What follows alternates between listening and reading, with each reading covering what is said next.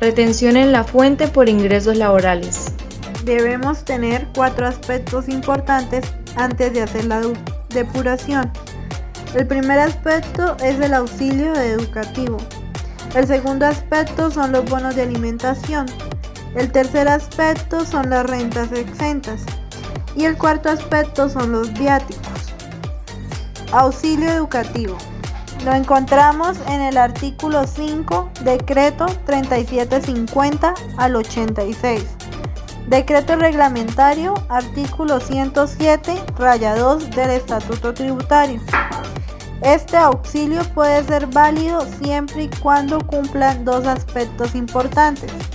Primero, que la empresa tenga un programa formal establecido, ya que formal es por escrito. Además, el empleado tiene que contar con el 50% de este programa. Segundo, el valor que se le pague a cada empleado no signifique susceptible de aumentar el patrimonio. Bonos de alimentación.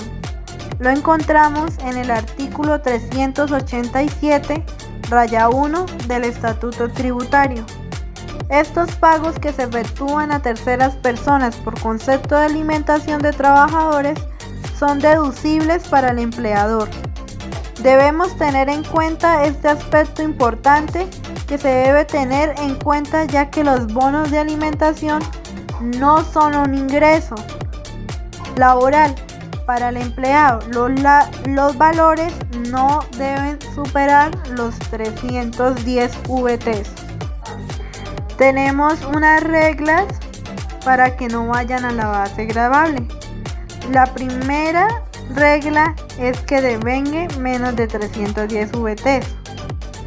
La segunda es que los bonos no superen 41 VTs. Esto no se considerarán ingresos laborales. Conclusión 1. Si devenga los 310 VTs en salario, todo lo que reciba como bono de alimentación se considera como ingreso laboral y van a la base gravable. Conclusión 2. Un empleado que devengue menos de 310 VTs, pero si el valor recibido por bono de alimentación supera los 41 VTs, el valor que supera ya formaría parte de la base gravable. Rentas exentas. Lo encontramos en el artículo 206 del Estatuto Tributario. La indemnización por accidente de trabajo, y también está la indemnización por protección a la maternidad. Solamente son exentas si el valor va hasta un salario mínimo. Si no son exentas y supera el valor de un salario mínimo, se tendrá en cuenta en la depuración. Los viáticos. Los viáticos son dineros que recibe el empleado para desarrollar sus funciones laborales fuera de la ciudad. Los viáticos están constituidos por alimentación, hospedaje y transporte. Según el concepto 23959, esta parte no constituye salario, pero las demás sí. Tipos de viáticos. Viáticos sustentados o ocasionales. Estos son los que están en el decreto 1625 del 2016 en el artículo 1247. Se consideran reembolso de gastos, pues se presentan soportes del viaje. Viáticos no sustentados. No se presentan soportes y al no hacerse esto, aumenta el patrimonio y su totalidad forma parte de la base gravable. Viáticos permanentes. Se liquidan en la nómina del empleado debido a que realiza funciones laborales fuera de la ciudad, ya sea de forma periódica o forma permanente. Pasos para el desarrollo de la depuración. Primero, se tendrán en cuenta algunos conceptos de nómina que serán clasificados en salario, no salario e ingreso base. Algunos de estos conceptos que constituyen salario son sueldo, trabajo suplementario, comisiones, bonificaciones habituales, entre otros.